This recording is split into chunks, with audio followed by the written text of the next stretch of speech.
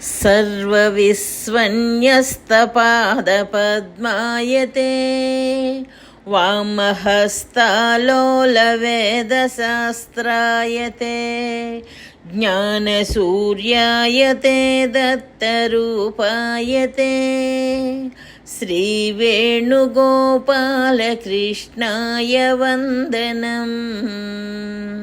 श्रीवेणुगोपालकृष्णाय वन्दनम्। श्रीवेणुगोपालकृष्णाय वन्दनम्।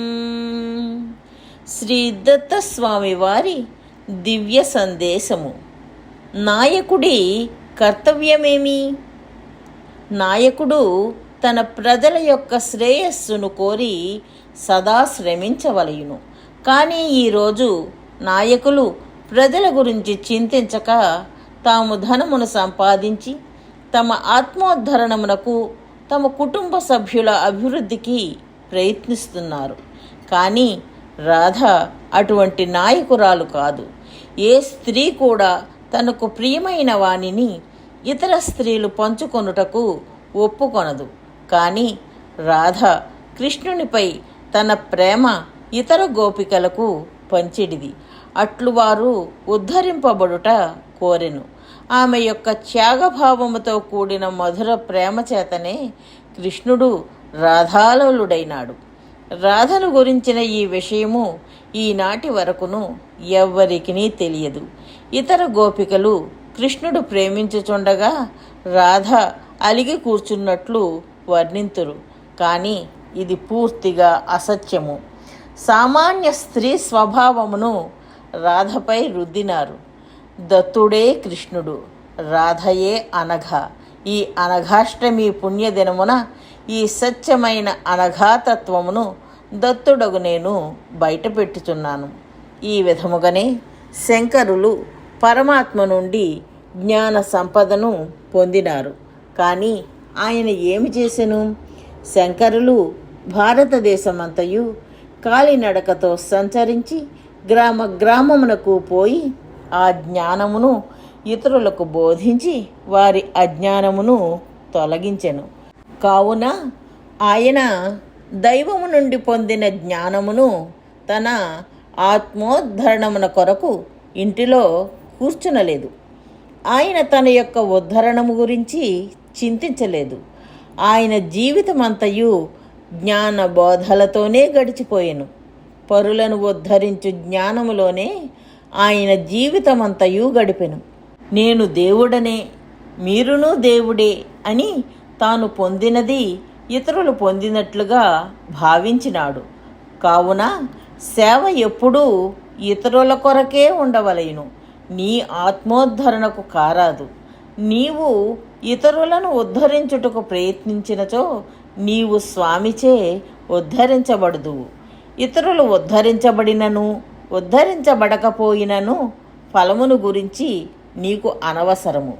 నీవు మాత్రము ఇతరుల ఉద్ధరణమునకు సదా ప్రయత్నించుచుండవలను. నీ ప్రయత్నము చెడినను నీవు ఆ ప్రయత్నములో నిరంతరము ఉండుము. నీవు అంత్యక్షణము వరకు అట్టి ప్రయత్నములో ఉన్నచో భగవంతుడు సంతోషించి నిన్ను మాత్రము ఉద్ధరించును. కావుననే శంకరులను చివరిలో దత్తుడు కౌగలించి తనలో లీనము చేసుకున్నాడు. ఇట్లే మీరాబాయి భక్తిని ప్రచారం చేసినది. ఇతర జీవులను తన గానముతో కృష్ణ భక్తులుగా మార్చుటకు ప్రయత్నించెను. కావుననే జగన్నాథ దేవాలయములో మీరాను సశరీరముగా ఐక్యం చేసుకున్నాడు. దత్తుడు సృష్టికర్త, సృష్టిభర్త, సృష్టిహర్త. ఇవియే బ్రహ్మ విష్ణు శివస్వరూపములు. సృష్టికర్తగా కొందరు అభిమానించి దత్తుని తల్లి తండ్రిగాను, లేక పుత్రునిగాను, లేక సోదరునిగాను ఆరాధించిరి. ప్రహ్లాదుడు తండ్రిగాను, దశరథుడు నందుడు పుత్రునిగాను, లక్ష్మణుడు అన్నగాను ఆరాధించినారు. లక్ష్మణుడు కూడా స్వామికి నిరంతర సేవ చేయుచు స్వామి కార్యమైన యుద్ధములో పాల్గొనెను. మరికొందరు భక్తులు స్వామిని సృష్టిభర్తగా, పతిగా, ప్రియునిగా ఆరాధించినారు. రుక్మిణీ రాధలు దీనికి ఉదాహరణ. సత్యభామ ఎప్పుడు స్వామి తన వద్దనే ఉండవలయునని కోరుకొన్నది. కానీ రుక్మిణి స్వామి అష్టభార్యలను పంచుకొనవలయునని తలచినది. కావుననే తులాభారమునందు రుక్మిణి గెలిచి సత్యభామ ఓడిపోయినది. కానీ రుక్మిణి కన్నా రాధ గొప్పది. ఏలననగా స్వామిని 16,000 గోపికలు పంచుకొనవలెనని కోరినది. కావున రుక్మిణి త్యాగము కన్నను రాధ త్యాగము గొప్పది. కావుననే రాధ ముందు రుక్మిణి ఓడిపోయినది. ఒకనాడు రాధ బృందావనము నుండి ద్వారకకు వచ్చెను. రుక్మిణి తాను రోజు తాగు వేడిపాలు రాధకు ఇచ్చెను. రాధ దానిని స్వీకరించినది. ఇరువురు స్వామి వద్దకు పోగా స్వామి ఎర్రగా కందియుండెను. ఇరువురు ఆశ్చర్యపడి అడిగిరి. స్వామి పలికెను, రాధ వేడి పాలను తాగినది. రాధ హృదయంలో నేనున్నాను, కావుననే కందిపోయినాను. అప్పుడు రుక్మిణి అడిగినది, నాథ, అయితే వేడి పాలను నేను రోజు తాగుతున్నాను గదా, కానీ నీవు ఏనాడు కందిపోలేదు. నీవు నా హృదయమునందు లేవా? స్వామి ఇట్లు పలికెను, ఓ రుక్మిణి, నీ ప్రేమ కన్నా రాధ ప్రేమ గొప్పది. నీవు నన్ను అష్టభార్యలతో మాత్రమే పంచుకొనుచున్నావు, కానీ రాధ బృందావనంలో 16,000 గోపికలతో కలిసి నన్ను పంచుకొనుటకు సిద్ధపడినది. కావున ఆమె త్యాగము నీ త్యాగము కన్నా గొప్పది. మరియును నీవు నిత్యము నా సహచర్యములో ఉన్నావు. కావున నీకు నా యందు నిర్లక్ష్యము ఏర్పడినది. కావున నా విలువ పోయినది. రాధ దూరముగా ఉన్నది. కావున ఆమెకు వియోగమునందు నాపై శ్రద్ధ ఎక్కువగా ఉన్నది. భగవంతుడు మనకు కనపడకుండా ఎందుకున్నాడు? ఆయన కనపడక దూరముగా ఉన్నచో మనకు ఆయనపై విలువ పెరిగి మనము తరింతుము. కావున మన శ్రేయస్సు కోరి మనకు కనబడకున్నాడు. ఒకవేళ నరరూపములో వచ్చినచో అప్పుడును కొంతకాలము మాత్రమే ఉండి తరువాత అవతారము చాలించుచున్నాడు. ఆయన నిరంతరము మనతో ఉన్నచో ఆయనపై మనకు నిర్లక్ష్యము ఏర్పడును. స్వామితో నిరంతరము యాదవులు ఉన్నారు. చిన్ననాటి నుండి కాళీయమర్దనము, గోవర్ధనము నెత్తుట చూచినారు. స్వామి కురుక్షేత్ర యుద్ధమునకు పోవుచు నేను వచ్చు వరకు మద్యమును ఎవరూ సేవించవలదని ఉత్తర్వులిచ్చి ఉండెను. దీనికి కారణము ఏమనగా యాదవులు మద్యము త్రాగినచో దూర్వాస శాపము వలన వారు కలహించి మరణింతురనియే. కానీ యాదవులు ఉత్తర్వులను నిర్లక్ష్యము చేసిరి. కృష్ణుడు 19వ రోజున తిరిగి వచ్చెను.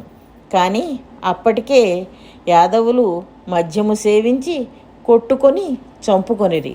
మరి చిన్ననాటి నుండి ఎన్నో మహిమలను చూచిన యాదవులు కృష్ణుని ఉత్తర్వులు ఎలా ధిక్కరించిరి? దీనికి కారణము కృష్ణుడు నిరంతరము యాదవులతో ఉండుటయే.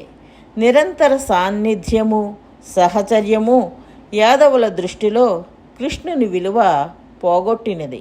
అందువలననే భగవంతుడు కనిపించడు. కనిపించినను 10 నిమిషములే కనిపించి అదృశ్యుడగుచున్నాడు.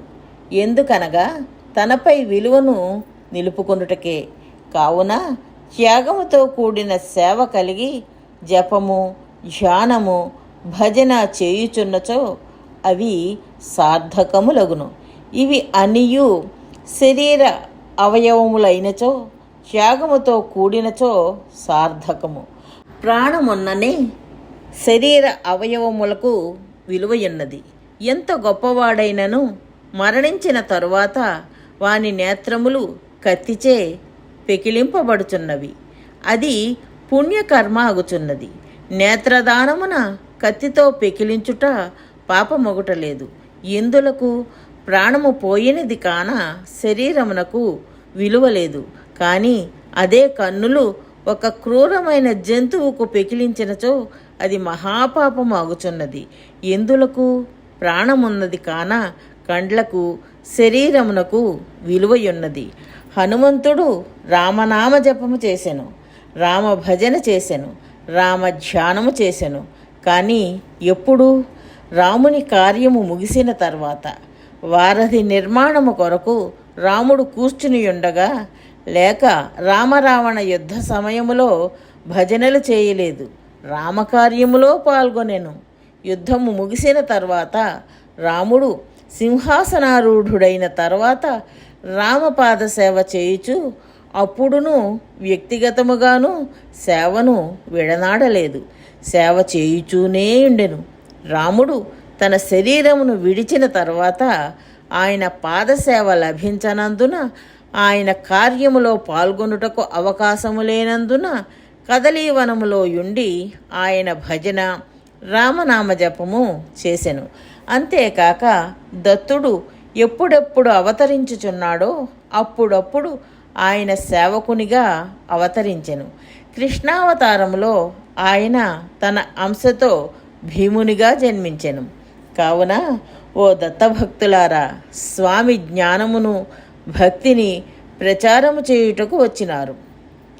మీ జపమును తపములను మీ నిత్య పూజలను విడనాడి స్వామి కార్యములో పాల్గొనుడు. స్వామి ఈ శరీరమును వదిలి దేవగడకు వెళ్ళిన తర్వాత అప్పుడు మీ పూజలు మీరు చేసుకొనవచ్చును.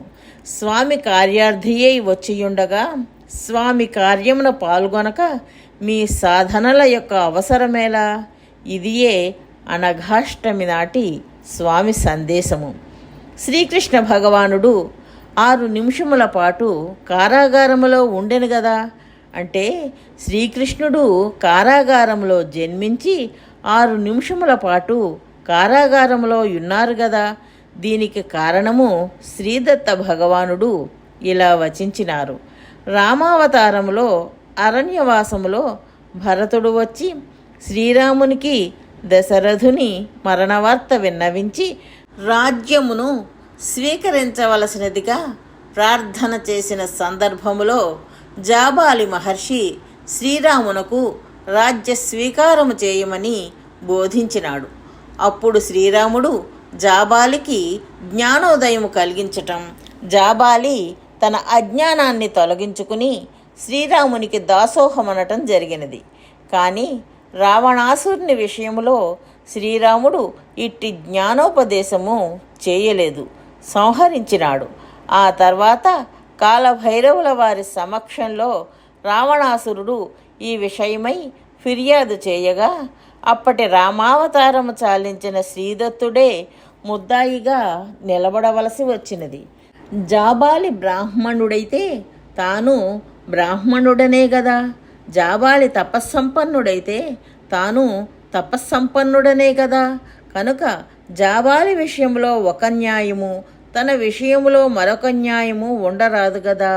శ్రీరాముడు జాబాలికి జ్ఞానోదయం కలిగించినట్లుగా సకాలంలో తనకు జ్ఞానోదయం కలిగించవచ్చును గదా. అట్లు చేయక శ్రీరాముడు పక్షపాతముతో వ్యవహరించినాడను వాదనకు కాలభైరవుల వారు ఏకీభవించి శ్రీదత్తునకు 6 చేతులకు సంకెలలు వేయించి 6 నిమిషములు కారాగార శిక్ష విధించినారు. ఆ శిక్షను శ్రీదత్తుడు శ్రీకృష్ణావతారములో 6 నిమిషములు కారాగారంలో ఉండి అనుభవించారు. ఇది రహస్యం అని వివరించారు. సూచన: ఆధ్యాత్మిక జ్ఞాన ప్రచారము చేయడము భగవంతుడికి అమితమైన ఆనందాన్ని కలిగిస్తుందని శ్రీకృష్ణ పరమాత్మ శ్రీమద్భగవద్గీతలో చెప్పియున్నారు. అందుకే జ్ఞానయజ్ఞేన తేనాహం అని గీతలో అన్నారు. మనకు ఆధ్యాత్మిక జ్ఞానము శాశ్వతమైన సంతోషాన్ని కలిగించటమే కాక ప్రపంచంలో శాశ్వతమైన శాంతిని కూడా నెలకొల్పుతుంది. కాబట్టి శ్రీదత్త భగవానుని అపూర్వమైన ఈ ఆధ్యాత్మిక జ్ఞాన ప్రచారములో భాగస్వాములై ఆ భగవంతుని పరిపూర్ణమైన అనుగ్రహాన్ని పొందగలరు. జై దత్తస్వామి.